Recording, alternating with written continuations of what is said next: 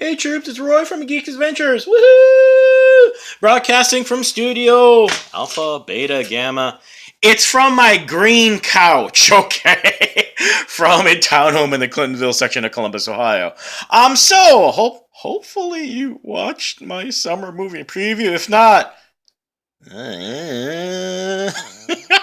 but anyway, you made me go over the movies and went, obviously I missed a couple, but you didn't talk about a certain Star Wars movie that's been having issues.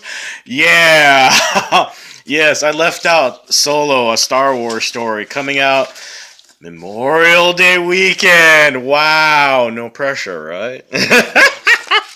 Why? Well, because that deserves a rant all its own. Wow. I've been not just me, the entire industry busts the chops of Warner Brothers DC for obvious reasons.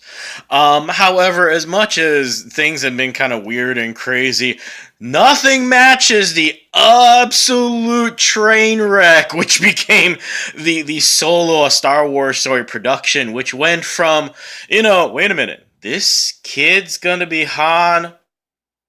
Okay, who would have thought Robert Downey Jr. was going to be the best Iron Man on the planet, all right? And then from there, like, okay, you're filming, and then all of a sudden, who got fired? It's not like, it's not like, the Megan Fox thing happened when, she's no longer with the production. No, you fired the directors!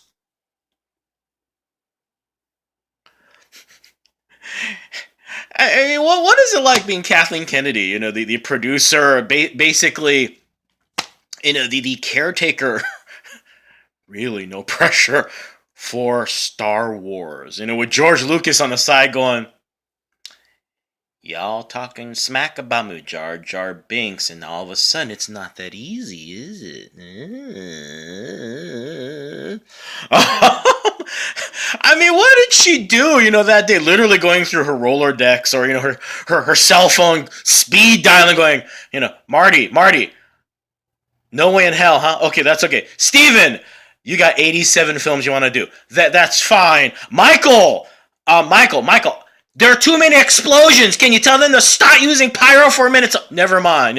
Literally, bam, bam, bam, bam. Ron going, you want me to what? Oh, that's real funny, Kathleen. Yeah, that's real funny. Real funny. Tell Steven to shut up. That's not a funny joke. Oh my God, I just saw the thing on Twitter. You're not joking. Oh, and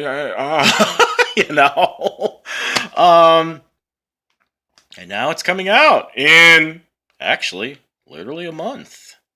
No pressure at all. Well, actually, for him, no pressure. I mean, to be frank, he's probably got the easiest job of anybody because he's basically like, I'm just cleaning up a mess or doing whatever they tell me to do.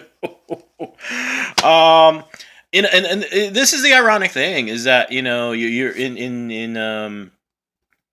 you're Disney and you're in control of the three biggest properties, or at least three biggest things in tentpole money making movies right now: Marvel, Pixar, and Star Wars. I mean, every studio on the planet's going, suck, you suck, you suck.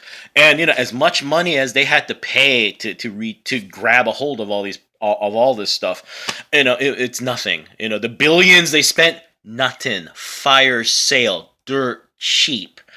But nonetheless, it's kind of interesting. Pixar just does whatever it does, and Disney's going, you guys do whatever you got to do. And in some ways, kind of doing the same thing with Marvel. Looking at Kevin Feige, and Feige's like, I'm the Godfather, and everyone goes, come on, give me the Infinity Gauntlet. I'll kiss all. Wow, I just had an epic geek fail. Is it 5 or 6 Infinity Stones? Wow, fail. Sorry. And you run into Star Wars, and for all of us, we've been talking smack about Lucas and everything for a long time, going, yeah, you suck. You lost your touch. Blah blah blah blah blah blah blah blah. And then Yeah, seeing the mouse take over. Talk about the empire taking over. Holy crap.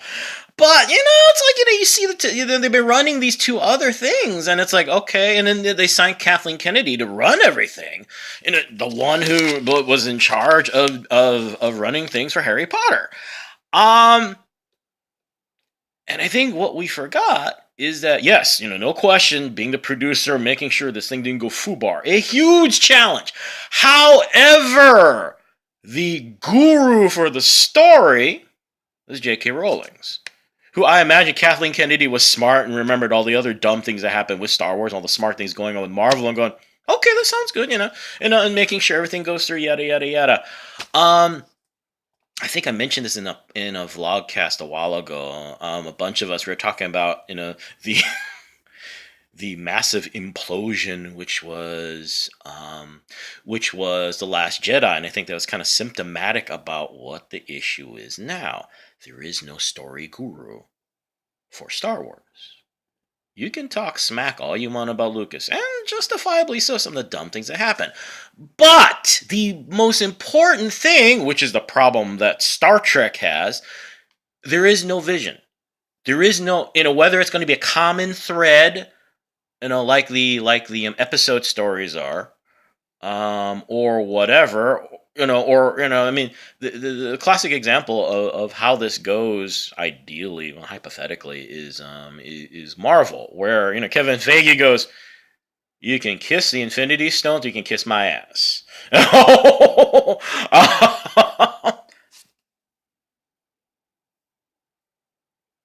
There's a reason Edgar Wright did not direct Ant-Man. Kiss it. Draconian? Well, duh. But you create this, cohesive thread. I get the impression, almost in some ways, that the hope was that Star Wars would kind of turn into like the Bond films, where it's like, as long as you keep the paradigm going and the framework going, it'll work itself off. And unfortunately, so Solo, how Solo does, the ramifications for the industry, the ramifications for Star Wars, kind of massive. Is it going to? Am I saying it's going to do badly? Actually, who knows? So far, I'm hoping the reason we haven't heard about test screenings and all kind of whatnot is because, it's just Disney being Disney going, no, we're not letting this out. It's not because people who left test screenings are going, oh my God, what were they thinking? Let's be frank. Nothing being said. Nothing.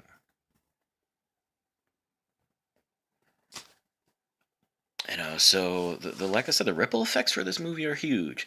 I like the idea of a Star Wars story. The idea of Lucas creating Star Wars became a giant universe, massive. Boba Fett is the best example of how huge the universe became. This dude had 3 lines of dialogue. I mean, it's not much of an exaggeration, actually. He does nothing in the movie, in screen time. Nothing. And yet, because of all this off-screen stuff, because of dorks like me doing, who knows what you want to call fanfic back in the day, but, all these novels, all these comic books, tons of stuff, became a legend. Became a legend who got punked in Return of the Jedi. Let's be frank, that's what happened. Hey! Chewie, what'd you say? Bonk! Ah! And then that was the power of the Star Wars universe, and for me, the idea of seeing all these other tangents come to life was just wonderful. I loved Rogue One. I know a lot of others who also loved that movie.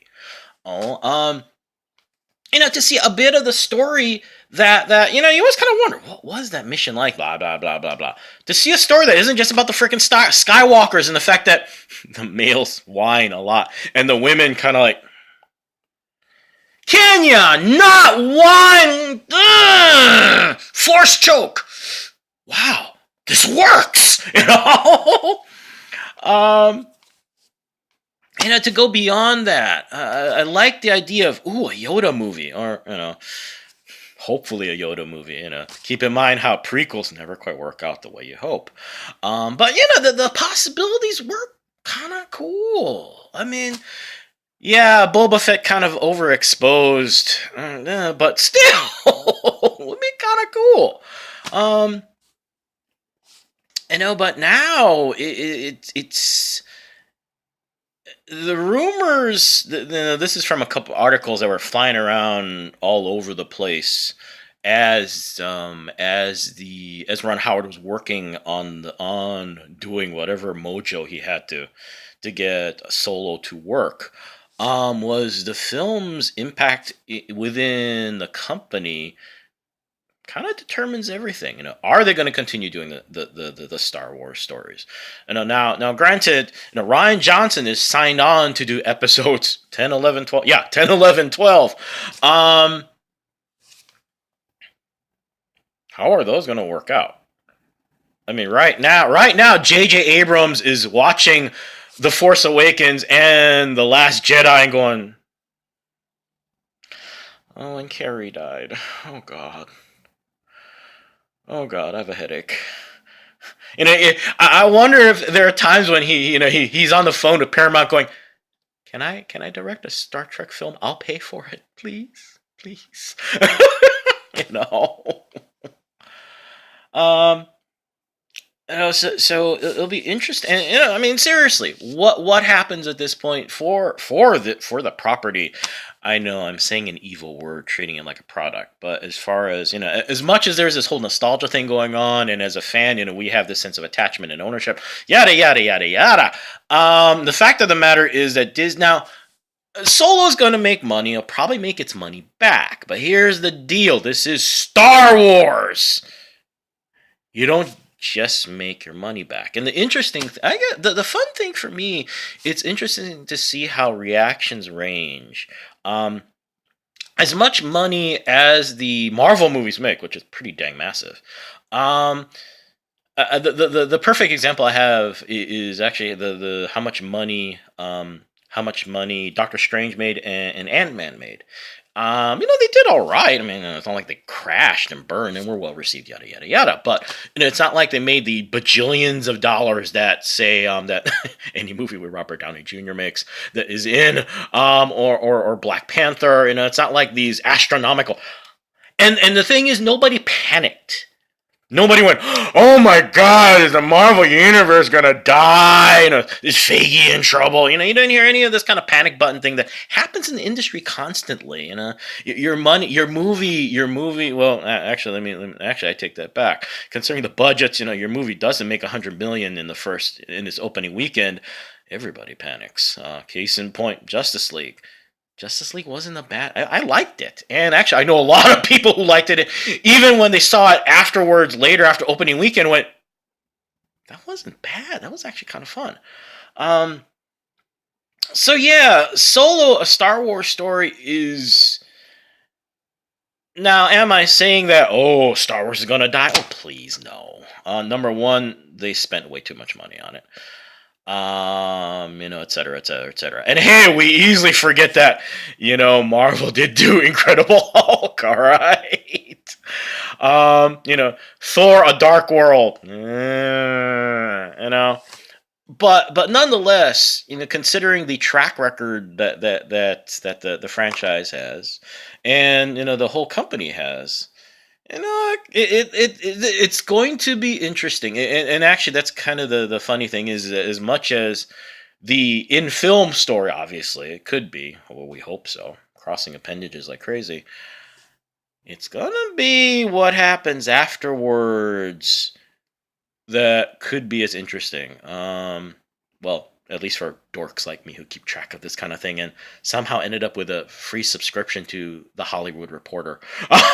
So anyway, I know for a lot of you this is like the most boring vlog entry, but in terms of the ramifications for a lot of things, probably the biggest one. So anyway, I'm going to go because I'm running out of time. Hey, y'all have a good weekend. Force be with you. Really be with you. May the odds really be in your favor. And as always, be good to each other. Okay, peeps? Later. Bye.